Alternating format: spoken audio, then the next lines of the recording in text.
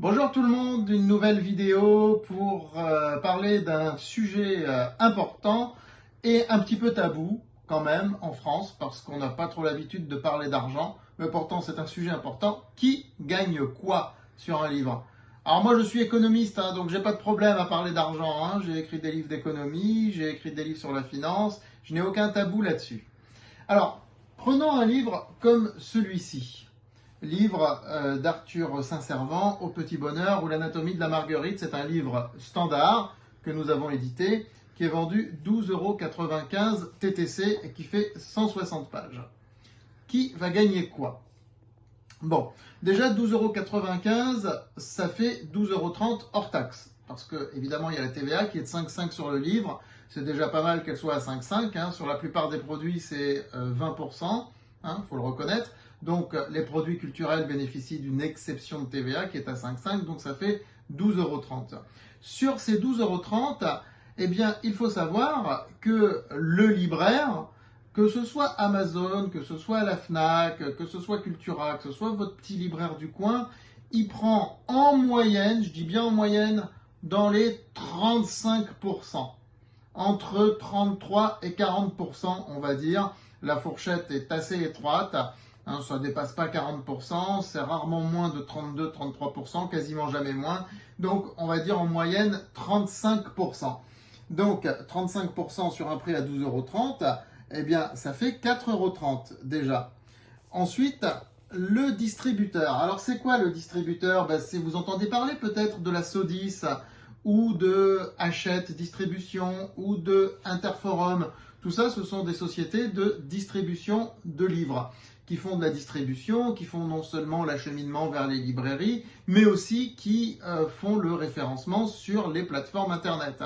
Donc, tout ce qui est distribution, ça inclut ces sociétés-là, mais aussi les catalogues, parce qu'il y a des catalogues sur lesquels les libraires vont aller pour voir si votre livre est référencé. Il y a Dilicom, il y a Electre. Donc, tout ce gros pôle distribution, c'est au moins, je dis bien au moins 15%. Si on prend ce livre-là encore, qui est à 12,30 € hors taxe, 15%, ça fait 1,85 €. Et puis, un livre, il faut bien l'imprimer.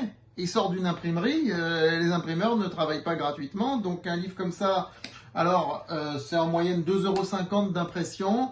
S'il y a des grosses quantités, c'est moins, mais nous, on est en système d'impression à la demande, comme beaucoup d'éditeurs d'ailleurs, qui ne le disent pas forcément, qui ne l'affichent pas comme nous le faisons, mais beaucoup d'éditeurs sont en impression à la demande aujourd'hui. Donc en impression à la demande, on est à peu près à 2,50 €. Effectivement, s'il y avait une grosse quantité de livres, 5 000, 10 000 livres en premier tirage, on serait un peu moins, mais ce ne sera pas non plus 1 €. Faut pas rêver, ce serait 2,10 €, 2,20 €. Bon, donc dans la simulation que je vous ai fait, qui est une simulation réelle, basée sur une réalité, il reste 3,65 € sur les 12,30 €, c'est-à-dire 28%. Ces 3,65 € qui sont partagés entre l'auteur et l'éditeur. C'est fixé par contrat. Ces 28% sont fixés par contrat. Alors souvent on entend dire les auteurs ils ont 8%, 10%, c'est pas beaucoup, les éditeurs ils se mettent tout dans la poche. Bon, c'est vrai que sur les 28%, en général c'est rarement 14 et 14. L'éditeur va se prendre les 18 et donner entre guillemets, rémunérer l'auteur à 10%. 10, 12 peut-être à partir d'une certaine quantité. Pourquoi? Parce que l'éditeur, l'argent ne va pas dans sa poche. Contrairement à l'auteur, où l'argent normalement va dans sa poche, sauf s'il a embauché quelqu'un qui doit payer pour faire ses livres. Mais l'éditeur, l'argent ne va pas dans sa poche, il paye aussi des salariés en général, il paye de la publicité, ensuite de la promotion pour faire connaître le livre. Mais voilà un petit peu comment se répartit cette somme.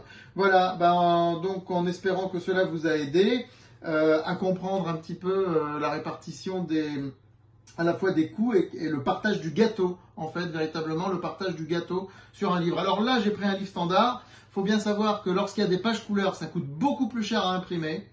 Lorsque vous avez des livres de 300 pages, 350 pages, 400 pages qui sont à des prix bien plus conséquents, les marges sont plus intéressantes et c'est pour ça que les auteurs peuvent être mieux rémunérés. Parce que du coup, les marges sont plus intéressantes. Un livre, celui-là, il fait 160 pages. Un livre qui fait 3 fois ça, il ne coûtera pas 3 fois ça à imprimer. Il ne coûtera pas 7,50 €. Il coûtera 4,50 ou 5 € au pire des cas. Donc les marges sont plus intéressantes. C'est pour ça que les auteurs peuvent plutôt monter vers du 12%. Voilà.